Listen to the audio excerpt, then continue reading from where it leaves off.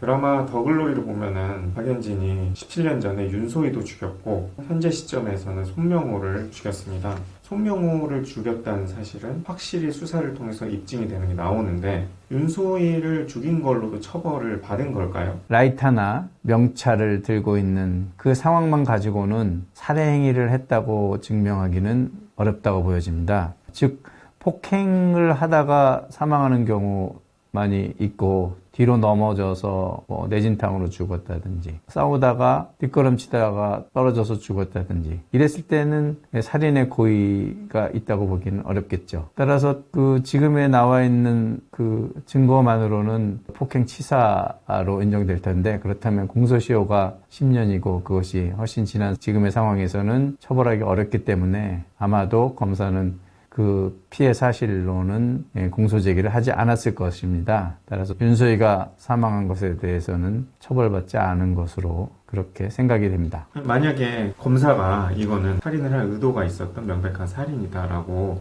기소를 해서 공소시효 25년이 적용되면은 이거 시점이 17년 후니까 살인죄로도 기소가 가능한 거 아닌가요? 검사는 살인죄로 기소할 수 있죠. 특히 가해자가 자백을 했다면은 그 외에 다른 증거들로는 그 보강 증거로서의 그 효력이 있으면은 유죄로 인정할 수 있습니다. 따라서 그렇게 되면은 검사는 기소를 할 수 있겠죠. 그러나 자백이 없는 상황에서 현재 나와 있는 증거만으로는 살해 행위에 대한 고의를 인정하기 어려울 것이고 그것을 기소했다면 무리한 기소가 될 것이고 아마 판결은 무죄가 날 것입니다. 그럼 무죄가 날 거를 알기 때문에 검사는 폭행치사로 기소를 해야 될 거고 사실은 폭행치사를 하려면은 공소시효가 10년밖에 안 되기 때문에 현재 시점에서는 그게 불가능한 상황이겠네요. 그렇죠. 그래서 기소를 하지 않았을 것으로 그렇게 보입니다. 그러면은 살인으로 기소를 하려고 해도 무죄 가능성이 높기 때문에 그렇게 기소를 할 수도 없고 폭행치사로 기소를 하려고 해도 공소시효가 지나서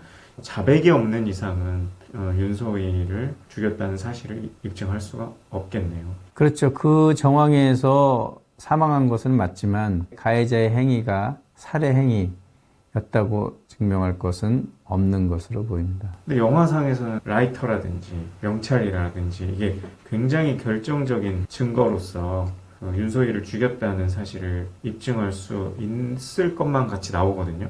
그게 있었다는 거는 박연진하고 윤소희가 같이 현장에 있었다는 건데 그것만으로 윤소희가 죽었다는 거가 입증이 안 되는 건 좀 억울한 상황인 것 같은데요. 살인의 고의가 있었다라고 증명을 할 만한 그런 행위는 없습니다. 특히 그런 증명이 되려면은 가령 건물 끝에 서 있는 상황에서 밀었다 했을 때는 살인의 고의가 있겠죠. 그건 죽을 것을 알았겠지만. 그렇지만 그렇지 않고 괴롭힘을 계속 주는데 본인이 뒷걸음치다가 떨어져 죽었다. 이랬을 때 살인의 고의까지 있었다라고 인정하기에는 더 많은 살인을 하려는 동기라든지 경위가 증명이 돼야만 그렇게 처벌을 받을 수 있을 것입니다. 이거는 거의 그러면은 진짜로 벼랑 끝에 몰아가지고 이렇게 떨어뜨렸다 하더라도 사실 자백을 할 때 자기가 그러려고 그런 게 아니라 좀 장난치고 위협을 하다 보니까 걔가 뒷걸음치다 이렇게 됐다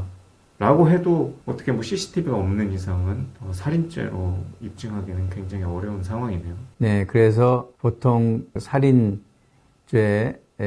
기소되는 그런 범죄 행위에 있어서 대부분 많은 경우는 피고인들이 살인의 고의가 없었고 폭행치사로 변명하는 경우가 많이 있습니다. 그렇군요. 그러면 결과적으로 사실은 2명을 죽이긴 했지만 손명으로 죽인 것만으로 박연진은 처벌을 받았다. 이렇게 볼 수가 있겠군요.